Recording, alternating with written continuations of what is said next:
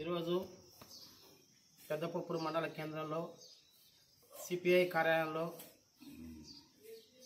విలేకరుల సమావేశం ఉద్దేశం ఏమిటంటే ఈ రాష్ట్రంలో ఆర్డిటి సంస్థ తరపున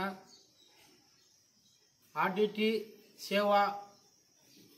సేవ తరపున కొన్ని వేల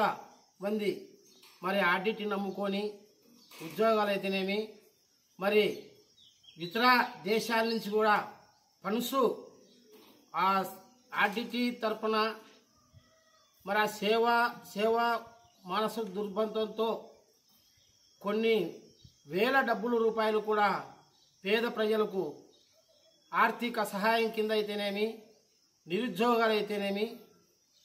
చదువుకున్న పిల్లలకు స్కాలర్షిప్లు గుండా ఏదైనా కానీ మరి వేల తరపున ఆర్డిటి సేవ తరపున సేవ అందిస్తున్న సందర్భంలో మరి ఈ మన రాష్ట్రానికి సంబంధించిన వాళ్ళు కాదు, మరి ఎక్కడో విదేశాల నుంచి ఉన్న ఆర్డిటి ఫాదర్ ఈ సేవ ప్రజలకు సేవ చేసేలాగా చేస్తున్న తరుణంలో మరి కేంద్ర ప్రభుత్వం మరి ఆ నిధులను గొడ్డలు పెట్టడం ఇది చాలా దారుణమని భారత కమ్యూనిస్ట్ పార్టీ సిపిఐ పార్టీ తరఫున మండల కార్యదర్శి చింతా పురుషోత్తంగా తీవ్రంగా దీన్ని ఖండిస్తున్నాం. ఇప్పటికైనా కేంద్ర ప్రభుత్వం